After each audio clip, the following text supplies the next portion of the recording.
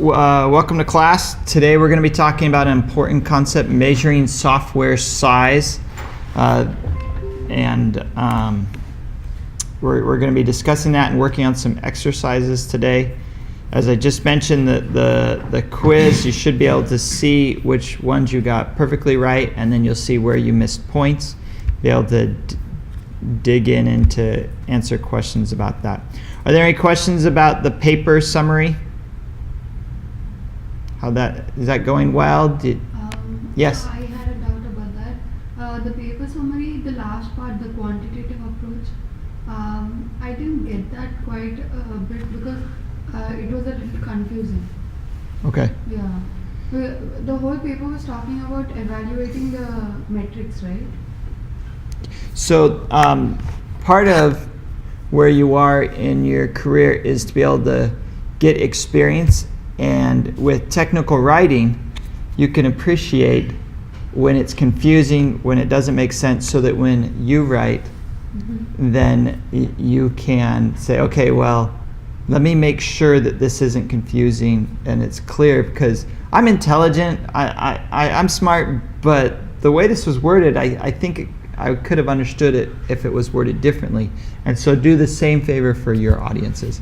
I'm not going to take time to talk about that explicitly today, but part of that is highlights one of the benefits of going through technical papers in preparation for your own technical writing that will come. Okay, thank you. All right. So this is based off of chapter 4, as was mentioned earlier. Let me get the lights. Oh, that is really dark. What's my options? Oh, that's a little better. Okay, that's big enough. Okay, so let's first talk about an analogy of getting an estimate for a new home. Okay, so you've graduated and you've recently gotten married, so you're still learning what your spouse likes or doesn't like, and you moved to a new area and you said, I got this fabulous job, we want to build a new house. Now that's debatable whether that's a good strategy or not, but for the analogy we go with that. And so you asked the builder for an estimate. What do you think he or she is going to ask?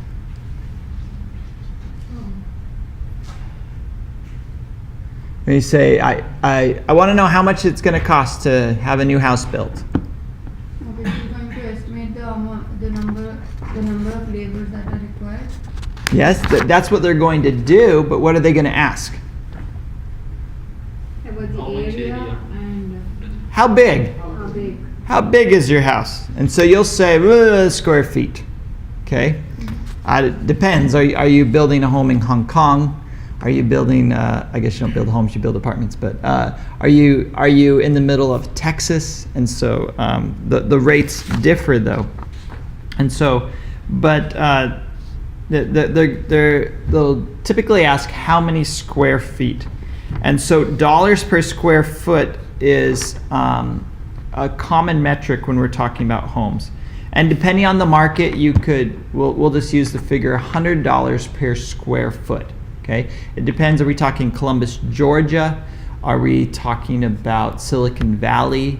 Are we talking Atlanta? And so that number differs, but within an area for a typical type of home, that at least gets us somewhere.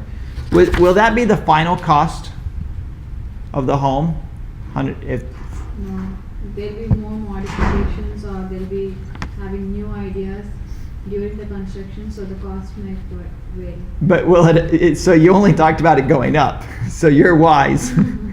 Now, theoretically speaking, it could go up or down, but you're wise, because my guess is in practice, I haven't had any homes built. That it costs a lot more to have it built than to just have them knock it out, and then you walk in a week before and say, I like it, I'll buy it. That costs a lot less, by the way, than saying, I want it built, and I want this color paint, and I want it this way. And so you pay a premium for getting to make all the choices. If they just come in and they make the choices like that, then it costs a lot less, okay? So, I don't know, there's times I want my own house built because it's like, I want this, I want it this way, I want it this way, why didn't they do this? You know, sometimes it's little things, sometimes it's big things. So, the final cost will differ, but what it does is it gives us a ballpark estimate. So that's an English phrase. What does the ballpark estimate mean? According to the internet, and I don't think I was it's derived from when in 1960, when we're talking about spacecrafts and like where it's going to land, they needed a ballpark estimate. Now I think there's other sources, but what it means is if you're in a ballpark like a baseball park, are we talking about, are you going to hit it in the ballpark, or are we talking about out of the ballpark? Now, to hit the ball out of the ballpark doesn't usually happen. You know, it's pretty noteworthy when the ball goes out of the, and so that's the tail of the curve. That's a rare event. So it's just, are we talking about something that's feasible, that's in the ballpark, or are we talking something that's not feasible, it's out of the ballpark? And so a ballpark estimate is just really rough estimate to know what is the range we're talking about. Is this feasible or not? Okay, so let's switch gears a little bit. So you moved into your home, you've acquired a lot of stuff, and now you're looking at storage units. Who's been in a storage unit before? Nobody's had a storage unit? In a house? So it could be a shed built outside. It could be a 10 by 10 foot little locker as part of a storage unit. Mm-hmm. Has anybody been in one? Okay. Yeah. What did it look like? It was on the top of the roof, which is in the house only, but then at the top where you... Oh, so that's storage area. Uh-huh. So I mean like a storage, like a shed that's just for storage, or like you get a lock. So I hadn't ever purchased one before because they add up like $50 a month every month. Well, that's an extra $600 a year. Anybody want to spend maybe it'd be better just to simplify your life and get rid of some stuff rather than pay $600 a year. But we were in the transition of moving here, so we got some of our stuff out of our house so the house showed better. Now that did help out a lot. But I walked in there and it is super simple. You've got your lumber studs, you've got a roof, it's not finished off like the nice walls we see in this room, concrete floor, one little light, that's it. Of course, no air conditioning, well, for the one I paid for, no air conditioning, no cooling. The roof might have leaked. I mean, it was very simple. So do you think we could use that $100 per square foot and apply it to building a storage unit?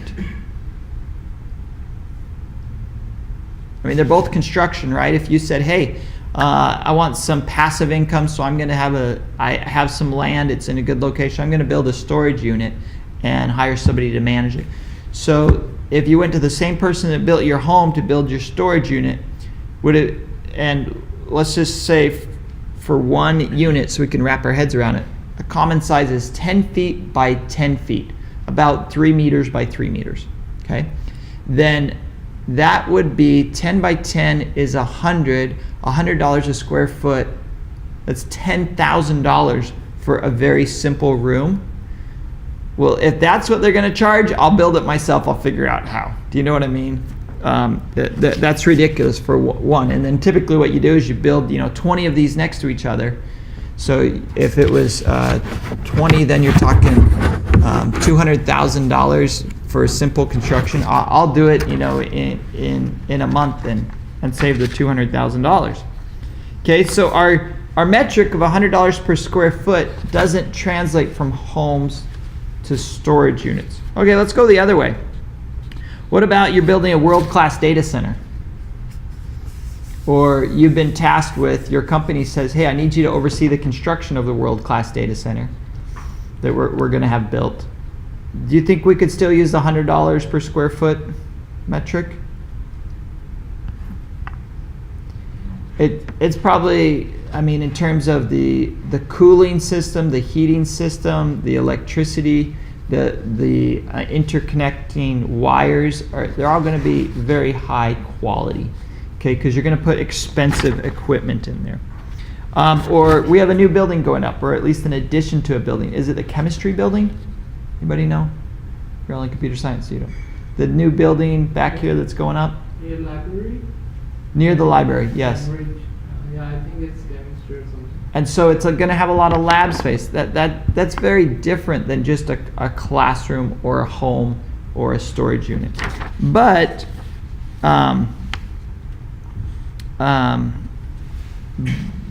this dollar per square foot estimate can get us in the ballpark. Now we need to make sure, we're talking about data center dollar per square foot, whatever that is. Okay, now, because if we knew what a data center costs to build in Virginia, could that help us estimate for a data center in Columbus, Georgia? Yeah, it's going to be similar. And you'd say, okay, well, what size, what features, and then you could kind of tweak it. Now, this doesn't work very well if you're NASA and you're trying to estimate, building something on Mars, because there's no equivalent. But barring those few examples, it allows us to provide a helpful estimate, especially to get started, but we need to know where its limitations are. And so now let's relate that to software estimates. So there are some common software project management questions that you could imagine being asked. For example, how big, that didn't work. How big is the project?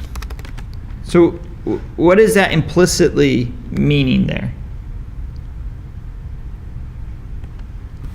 When you think there's a software management question of how big is the project? You could imagine talking to a buddy after work or your boss. I think it's about the cost.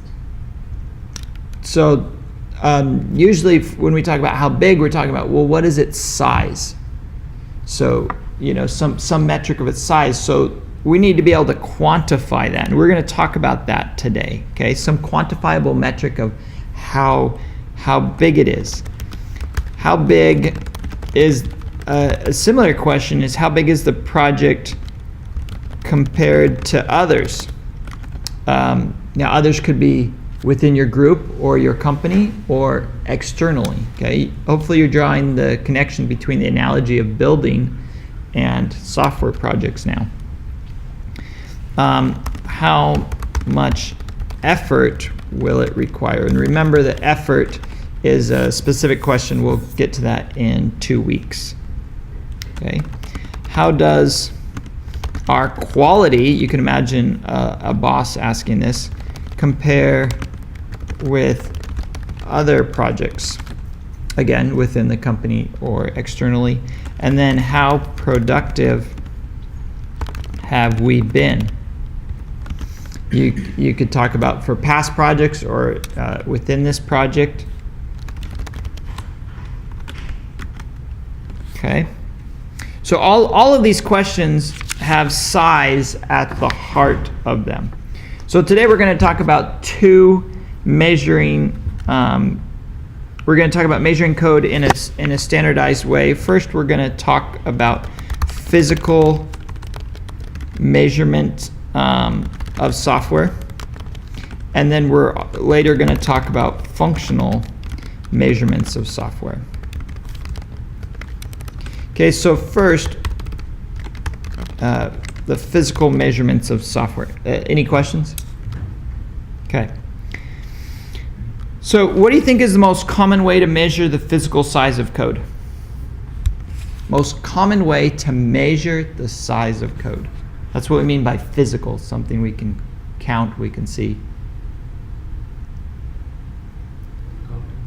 Counting what? Counting the lines. The lines of code. Lines of code, okay, and that's abbreviated LOC. Okay, so I'd expect that to be an acronym. If used on a quiz, you'd say, oh, LOC, lines of code. I've got it. So why do you think that's the most common? You're right, it is the most common. Great. Why? The size of project, the lines of code describes how big it is and how much effort it takes to build that project. I mean, is that how you think of your, I mean, do you ask classmates, hey, how many lines of code did your project take? Or I mean, how do you think of projects? Do you think of like, oh man, that's going to be like 500 lines, it's going to take me about this long? Or It's the easiest way. it's easy, right? You can quickly get a handle on how many lines of code. So if you're a manager of a software project and you want to say, well, we've shipped 100 products or 10 products, how have we been doing? Well, you can go back and relatively easily count the number of lines of code within that. And so it's easy to understand, it's easy to perform, it's quick to implement and execute. Last time we talked about some disadvantages of evaluating performance with lines of code. What were those disadvantages? Comments. That was some challenges with it. Do we count comments or not? And we'll talk about that explicitly today. Good. But what were some of the dangers or disadvantages if you focus your evaluation metric on lines of code? We may get errors if we use just one line to code. Like there can be a difference between how I write a program and how somebody else does. Yeah, I think that's what you're both saying. She might take one line, you might take 100. Did you accomplish the same thing? Maybe what you were getting at was in terms of comments, right, and counting them or not. What would happen if we said we're not counting comments? Then the lines of code decrease, but then readability also decreases. So after a month, a year, 5 years of saying your pay, your bonus, maybe not your salary, but your bonus, your differential pay, will be based on how many lines of code you write. You're like, I'm going to Hawaii, I'm going to knock out these lines of code, and that bonus is going to pay for me to go to Hawaii. Are you going to take time to put in comments? Yeah, sure. No. If they're counted, oh yeah, because that's easy, right? You don't have to debug those lines. If they're not counted, you might say, work done here, comment done, go on. It's like, or maybe skip them all together. So that is a danger with focusing exclusively on that. We need to be careful that that's what we'll get is more lines of code, okay? Some people are critical of using lines of code, and justifiably so, because it does not adequately adjust functionality, the complexity, the environment, and the differences between languages. So we'll talk about this. It's a good place to get started to give us a ballpark, but we need to understand its limitations, okay? So let's talk about how to count lines of code.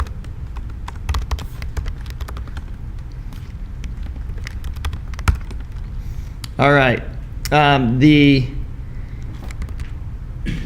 The Software Engineering Institute at Carnegie Mellon University has published a long time ago a code counting checklist, and it's linked here if you want to get the whole technical report on it. So we're going to do a little exercise now of filling this out so that you get the experience of doing that. And then after you fill it out, I want you to discuss with your neighbor what decisions were the easiest to make as you're saying what to include or exclude. What were the hardest ones to say, and then compare the checklist and talk about how they're different, okay? So we're going to take a moment to do this. So like in this first section, we have these two, and so we need to put a check mark in include or excludes for each white line, not the gray line, because that's like a subheading. So for example, executables, are we going to include lines for executable code? Yes.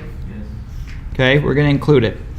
Okay, what about non-executable? So declarations.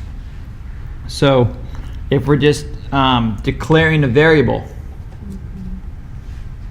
do we do that? What about if it's a compiler directive? So you could say, depending on your language, and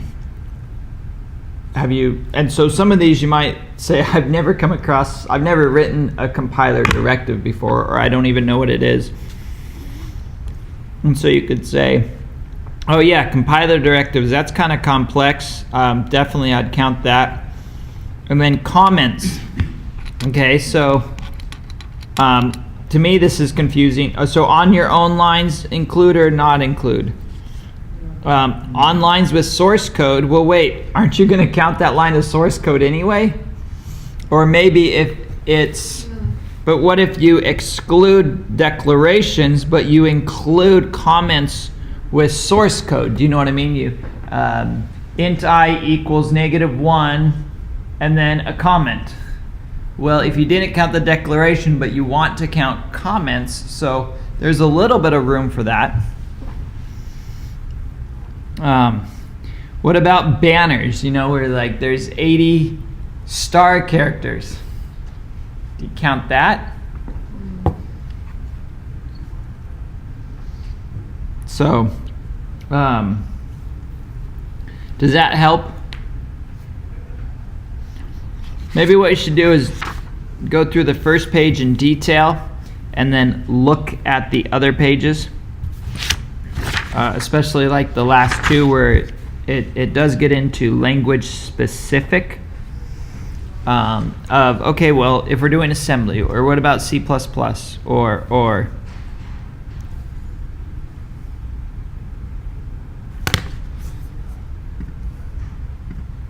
right, so what did you think of that? What was easiest to just like, oh, this is clearly count, or more probably the more interesting one is, what is clearly no way this should count? Remove. What? The one in the second section, removed. Removed. Yeah, I was like, what is that? Like, we're going to count code that we deleted? I mean, it does take some effort to figure out what code to delete, but that surprised me. Okay. Blank line. Blank lines. Like, Non-blank spacers. if you're going to count those, I mean, you're going to see a lot more code spread out. Okay. I'm sorry, what? I said point number 9 and 8 too. The blank comments. Yeah, blank spaces. empty comments. Yeah. So you can imagine, like, it talked about banners. Well, so yeah, a little bit of spacing is good to just visually make it appealing, but that took a trivial amount of effort to do. Okay, so when we talk about counting lines of code, we need to establish what are we talking about. And so your organization needs to have solidified that. Now, I'm not an expert in this area, but what I felt like, it should have a weight. Do you know what I mean? Certain things are, I want to give a little bit of weight to that. I don't want to not count it, but it's not worth the full line of code. Case in point was like generated with source code generators. And how produced there, number 2. That is tricky to get to work initially. But once you've got it going, what you do is you specify, hey, this is more like object-oriented code. I want an object, and here's its parameters. Make me the files to do that new object. Well, okay, so once you've written that once or twice or 3 times, gotten the bugs out, the 4th to the 20th time is very little extra programming effort to do. So I'd like some way to incorporate that, but I don't have that. luxury with this simple metric. Okay, so but when we talk about counting lines of code, we hinted at this last time of what do we count, what do we not count. We can use this checklist or something similar. This checklist is what, 26 years old. Okay, so you can imagine it has been refined over and over again since then. Okay. There are different, in different industries and companies are going to fill out the checklist differently. Some popular ways that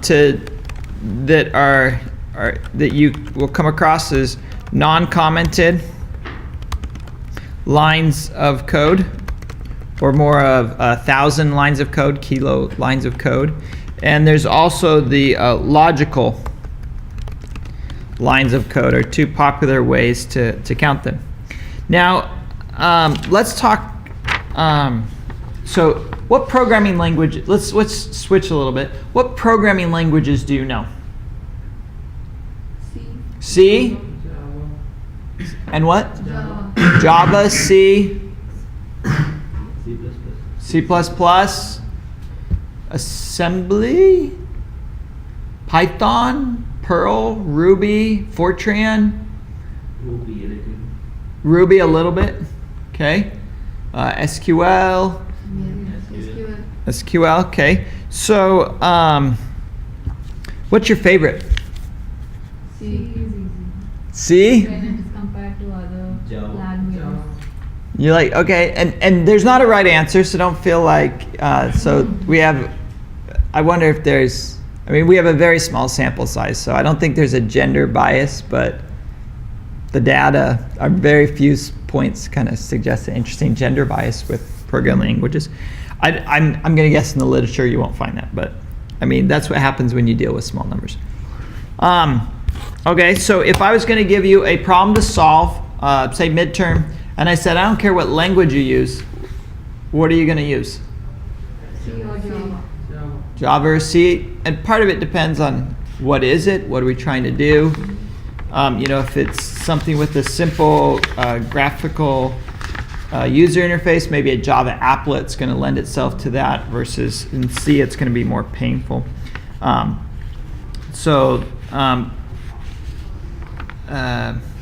And so from my experience, like if you're trying to port MATLAB code, Fortran's going to be the obvious choice for that. Okay, if you're trying to work on something that's parsing a lot of text, I instantly think of Perl to accomplish that. Okay, and so now let's go to this exercise. Number 2. Let's just discuss it together. So in the book it says a proficient programmer can program approximately the same number of debug lines of code per day regardless of the language. Okay, agree, neutral, disagree, and you can do it right in front of yourself if you don't want other people to see. But what do you think? Oh yeah, that's so true. I've seen that. I've experienced it. It's like, that sounds weird to me. I don't know that I buy that. Got to have an opinion. You won't be graded on this. No. Disagree? We've cast one vote.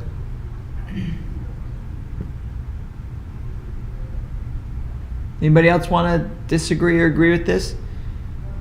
A proficient programmer can program approximately the same number of debug lines of code per day regardless of the language. No, disagree. Disagree, and Neither. you're neutral? Yeah, neutral. That's fine. What scale would that be?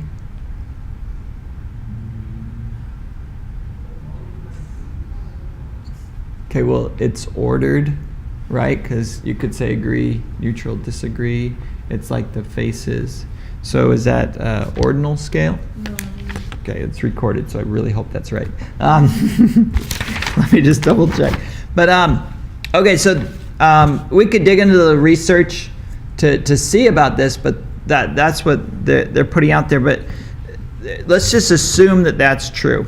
Okay, assuming that that's true, there's some interesting consequences that fall out from that being the case.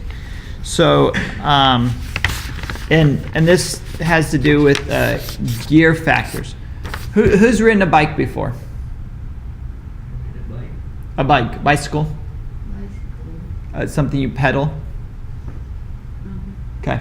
How many gears did those that have ridden a bike? Six gears, six gears.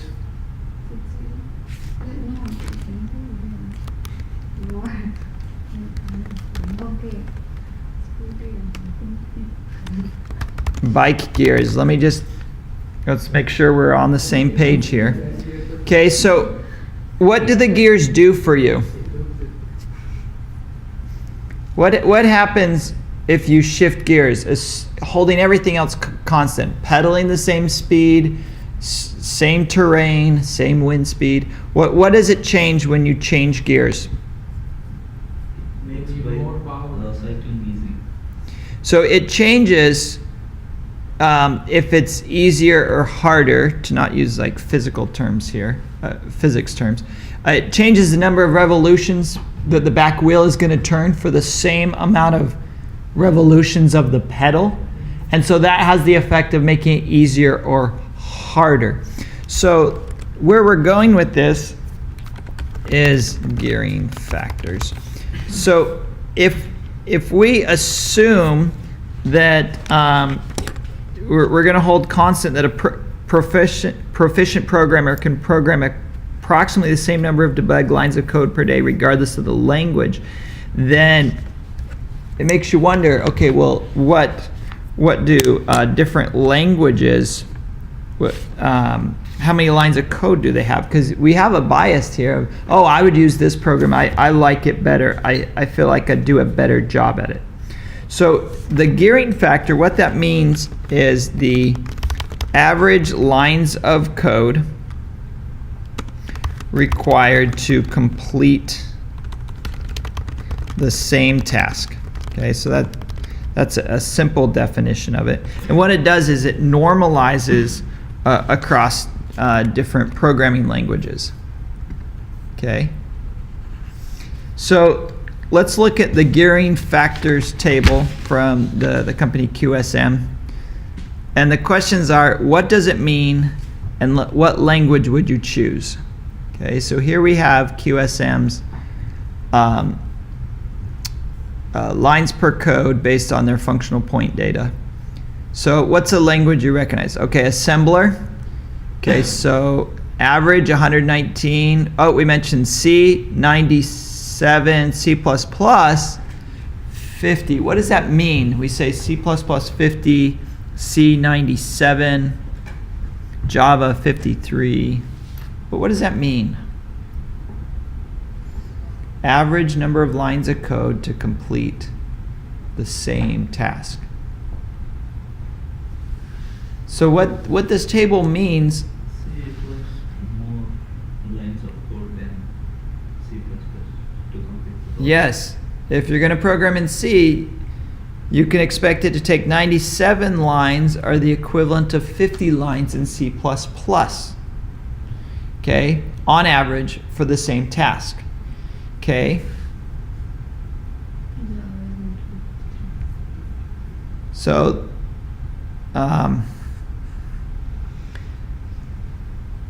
so what's interesting are the high ones and the low ones. SQL, very powerful for what it does. Okay, Excel, a lot more for what it does. So in the book they have an entry for a spreadsheet, and it was actually very low, which is in contrast to Excel here. And so sometimes to do what you need to do in a spreadsheet is just straightforward. You shouldn't write a program, you should just paste it in there, sort or merge or whatever in a spreadsheet and be done with it. And that's the appropriate way to do it. Other times, this suggests that you shouldn't be doing that. Has anybody, how many spoken languages do people speak? English, obviously. My language. Your native language, which is Yeah. Telugu. Telugu. Telugu? Yeah. All of you are Telugu? Yeah. Okay, I just ordered a book in Telugu the other day. Mm-hmm. Um, And Hindi. Our nation's language. Hindi is your national language, okay?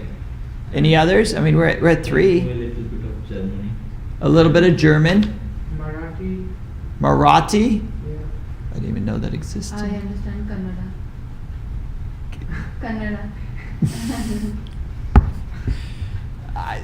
Canadian isn't a language, eh? No, it's a regional language I from mean, in India. India. Oh, I thought you were kind of just like, well, and I understand Canadians. I was like, that's good. I understand some Southerners too. Maybe I should pause this, but I was at church a couple years ago, and I was on the edge of my seat going, is this English? Really thick Southern accent. It was very hard. Anyway, Canada? Kannada. Canada. Okay, another language. So, have you experienced it in one language? It might take more syllables or longer to say something than another language. Okay, I've heard about this where you translate a video or something like that. You change the audio, and in some languages, because you got to fit it all in because the video's going. Whereas in the language that it was recorded, it was slower. So the same effect that we have applies to spoken languages as well. Some languages are going to require more time or syllables to convey the same meaning. That's what this table is, but it's for software projects. So what does it mean then is we should think about what language we should use.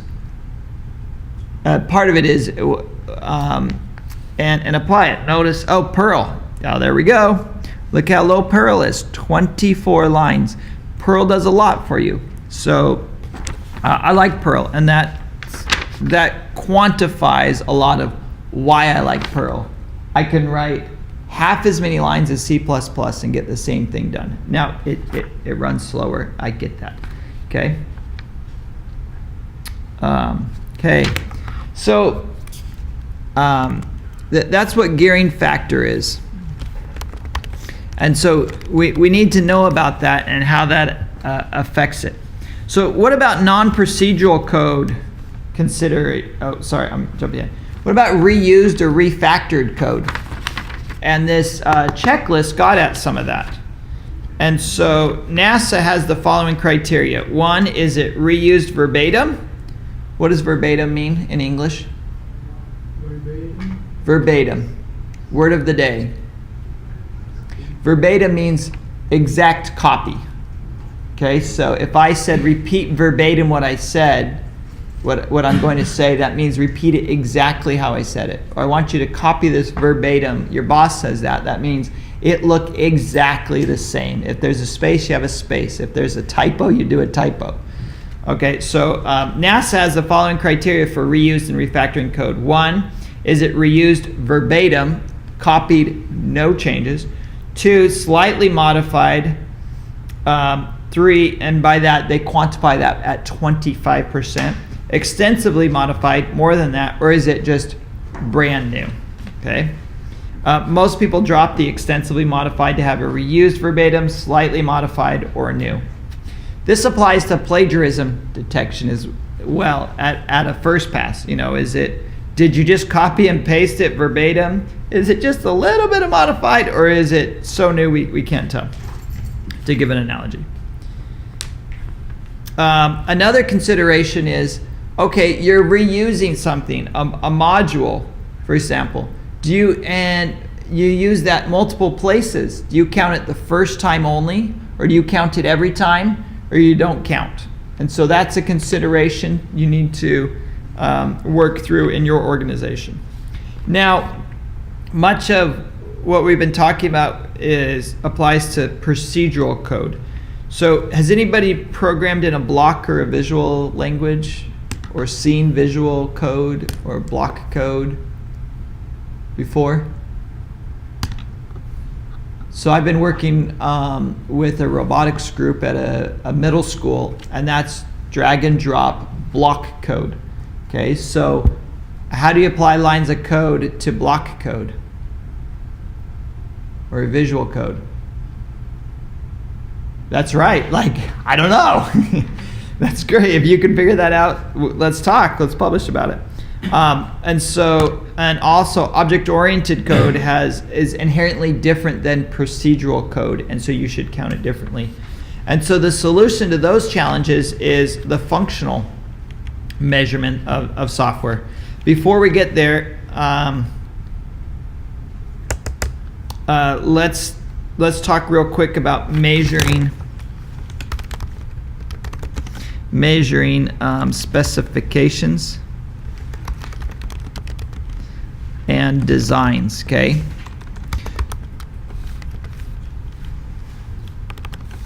So, can we make estimates based off the physical characteristics of a specification document or a design document? Do you know what I'm talking about?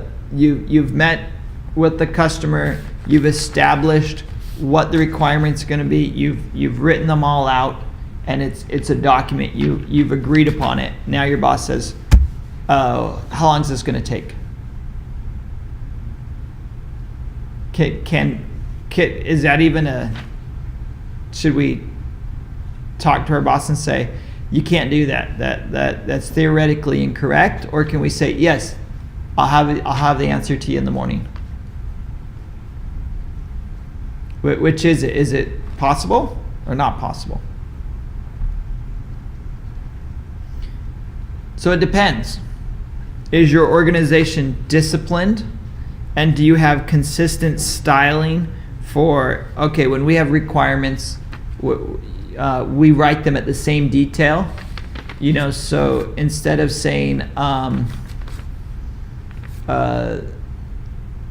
right, because you could write a requirement that is very inclusive as a single requirement, or you could write them about the same level of detail. So if your organization is consistent and defining things and specifying them at the same level of detail, then yes, you can use that approach to do that. Here's an exercise that gets at that. I'm going to skip that in the interest of time. Maybe we'll come back to it.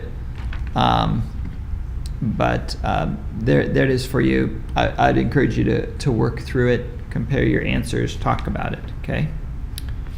So let's skip that for now to make sure, because we haven't even talked about the functional measurements of software, okay?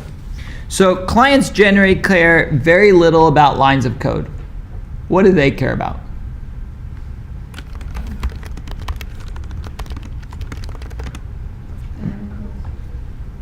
About the cost, but yes, that perfectly answered the question, but that's not what I was looking for. So a customer wants to know what about the software besides its cost, and you're smart to you have to consider cost. That is the truth. What? Result of the software. Result.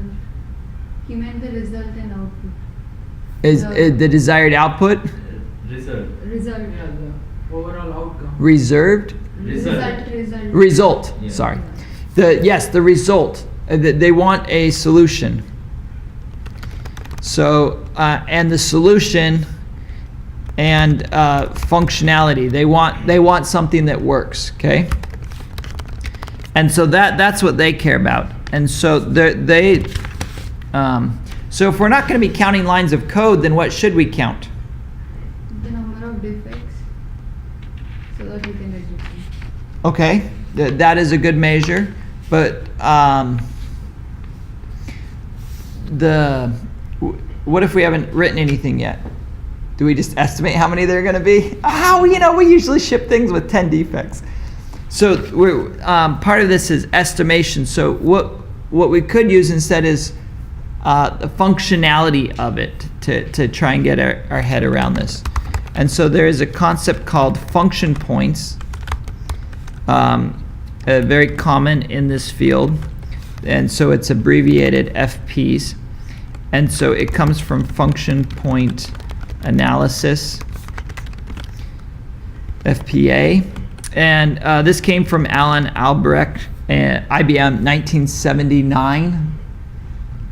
It was a good year. Anyway, and so what it does is it counts the number of inputs, outputs, interfaces, and databases. Okay, so it says, okay, well, how many inputs are we going to have, how many outputs, how many interfaces, how many databases. Okay, and it's the most widely used of the functional size measurements, FSMs, that exist out there. This has gained so much traction. There is the International Function Point Users Group with 1,400 members. That's a pretty big organization for a really specialty, a niche, market. They have manuals, training courses, certification to say that you are certified to be able to do this. Okay. So here's how it works. Okay,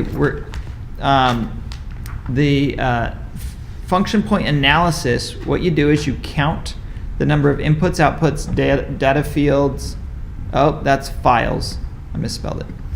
And then, okay, sorry, data files, interfaces, and inquiries, okay? And then you say, well, is it simple, is it average, or is it complex? And then you multiply those and then take the sum, and that tells you your unadjusted functional points, UFP. Okay, so here if we have a small program with 5 simple inputs, 2 basic data files, and 3 outputs, what is our unadjusted functional point value?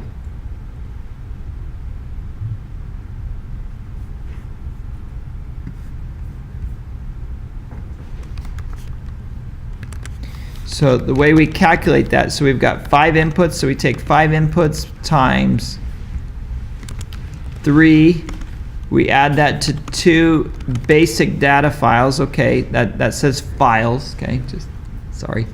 So 2 basic data files, so that gets a multiplier of 7, and we'll do the spacing to kind of help our eyes.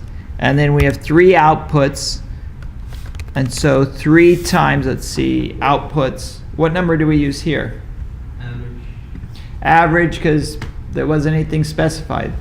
And that's a good strategy. If you're doing this for the first time and you're not quite sure, just do everything average. Okay?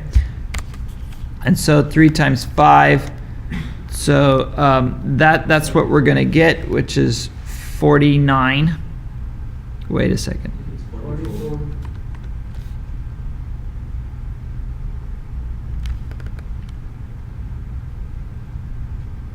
Okay?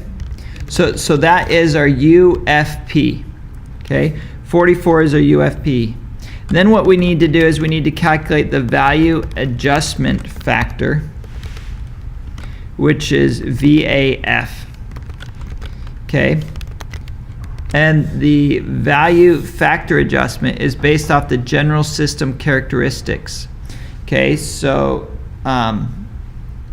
data communications, how many communication facilities are there to aid in the transfer exchange with the application system? Performance, did the user require response time or throughput? Is there a heavily used configuration? What's the transaction rate? End user efficiency, complex processing. And so what we do is we go through these 14 points, and we get, and they're scored on a scale of 1 to 5, and then we add all of them up. Oh wait, hold on, that's, yeah, value adjustment factor. And then what we do is we're trying to calculate the adjusted function point, or AFP. That's what we're really interested in. Okay, because it's not just about the function points, it's about, are you building this for Fort Benning, or are you building this for a bakery's website? Are you, where's the complexity in it? You could have, oh, there's just one data file but it's used to be able to calculate getting man to Mars. Or there's one data file and it's how many cupcakes were sold. Very different, okay? And so that's where our value adjustment factor comes in. And so then there's a simple formula, UFP, the unadjusted function points, times 0.65 plus 0.01 times our VAF, okay? And so what happens is if you score all of them average, then what you're going to get is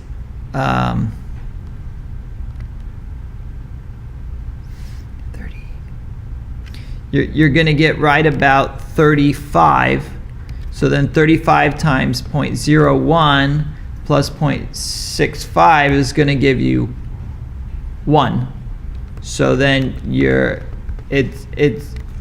that way an average product, it doesn't get scaled higher or lower than the unadjusted functional points. And so that gives you an idea of how to use that. In the last minute, what you can do is you can take your AFP and you can use that to figure out, well, what would the physical size be? We'll talk later about effort. Okay, well, how's that going to play into your schedule and to be able to do that? Now, an important characteristic is often a project is bid out, it's planned, and then it's that's too high, too expensive. It's we need to cut it.